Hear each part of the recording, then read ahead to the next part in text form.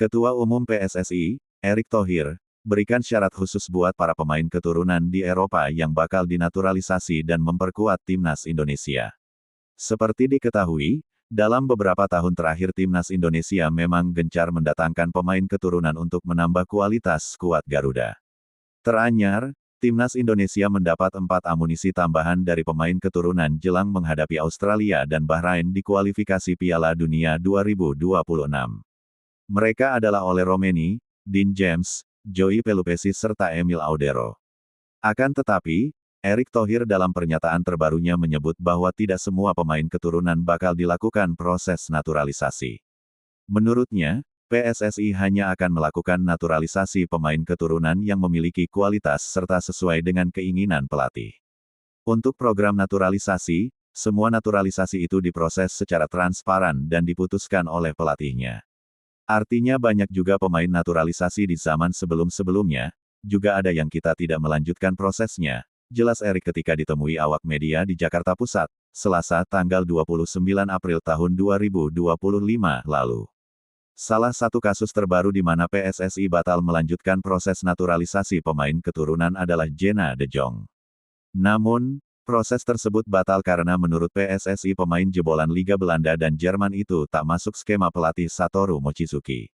Ya karena tadi tidak lain, ya tentu standar atau keinginan daripada seorang pelatih ataupun kami di PSSI membangun sebuah tim itu kan harus benar-benar transparan, tidak ada pemain titipan dan standar yang ada dengan kualitas juga yang bisa kita sesuai dengan kriterianya, tutur Erick. Dalam unggahan itu, ia memutuskan mengundurkan diri untuk menjadi warga negara Indonesia karena diperlakukan sangat tidak profesional oleh PSSI dalam menjalani proses naturalisasi.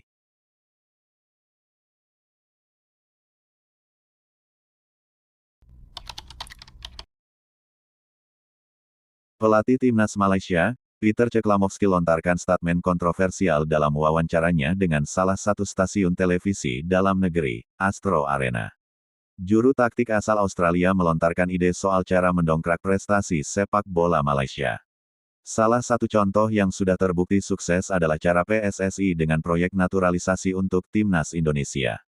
Dalam 5 tahun terakhir, PSSI rajin berburu para pemain diaspora yang berkarir di negeri Eropa. Tujuannya tentu untuk mendongkrak prestasi timnas Indonesia di kancah internasional. Hasilnya, timnas Indonesia berhasil mencapai banyak prestasi mengesankan dalam 5 tahun terakhir.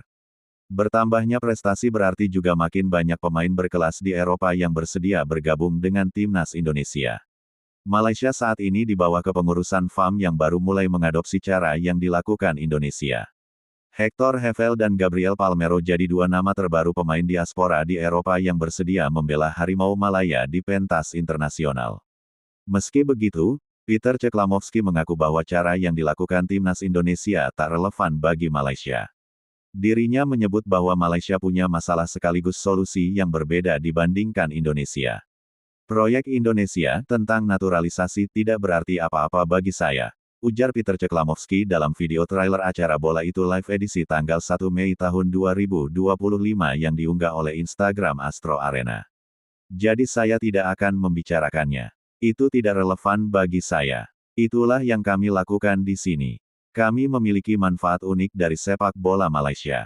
Dan dengan itu kami juga memiliki tantangan unik. Dan Anda harus memahami keduanya untuk mendapatkan langkah yang tepat untuk maju. Dan itu dengan Yang Mulia Kerajaan Malaysia, dan semua orang di sekitar kita, itulah yang ingin kami lakukan.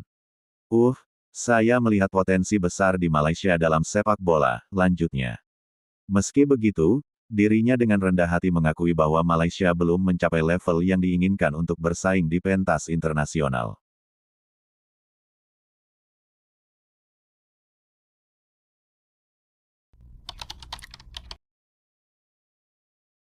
Timnas Indonesia kini memiliki sejumlah pemain diaspora yang berkiprah di Liga Belgia. Salah satu yang paling menonjol adalah Joey Pelupesi, gelandang bertahan milik Lommel SK. Joey bergabung dengan klub kasta kedua Liga Belgia itu sejak Januari tahun 2025 dan langsung menjadi pilar utama. Sejak debutnya bersama Lommel, Joey sudah tampil dalam 13 pertandingan dan mencatat 1 assist. Pelupesi bukan hanya rutin jadi starter, tetapi juga tampil penuh dan konsisten di setiap laga. Performa stabilnya di Liga Belgia menjadi modal kuat untuk menembus skuad timnas Indonesia. Pemain berusia 31 tahun itu melakukan debutnya bersama Garuda saat melawan Bahrain pada Maret tahun 2025. Laga tersebut menjadi pengalaman emosional bagi Joey yang untuk pertama kalinya membela negara leluhurnya. Sepak bola selalu jadi bagian besar dalam hidup saya.